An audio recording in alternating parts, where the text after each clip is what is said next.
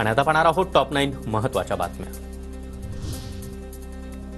सोलापूरमध्ये ठाकरेंच्या सेनेनं कर्नाटकच्या बसला काळं फासलं। बेळगावमधील कन्नड वेदिका रक्षण संघटनेच्या कृत्याचा निषेध।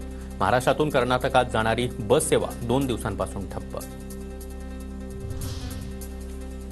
देशभरातील LICच्या कर्मचाऱ्यांकडून राज ठाकरे यांची भेट। 18 वर्ष होऊन देखील नोकरीमध्ये कायम करून घेत नसल्यानं नाराजी।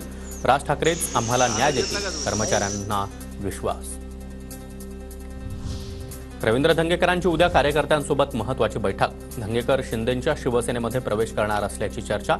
त्या पार्श्वभूमीवर धंगेकर उद्या कार्यकर्त्यांसोबत संवाद साधणार। उद्याच्या बैठकीमध्ये महत्त्वाचा निर्णय होण्याची शक्यता। मढीप्रमाणे अन्य देवस्थान आणि गावांनी देखील मुस्लिम व्यापाऱ्यांना बंदी घालावी।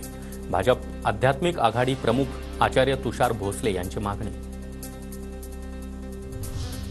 होळीनिमित्त पुणे ते नागपूर विशेष रेल्वे गाड्या धावणार।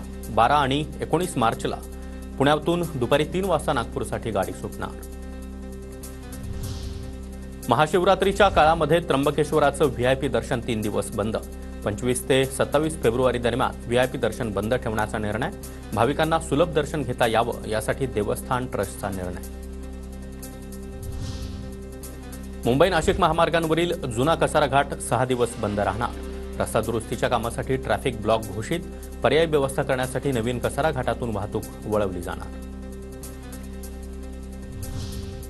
राजधानी दिल्लीनंतर मुंबईची हवा विषारी। कर्करोगाचा धोका वाढला। दक्षिण मुंबईसह गोरेगाव, मालाड, बोरिवलीमधील हवा विषारी। खबरदारी म्हणून मास्क वापरण्याचं आवाहन।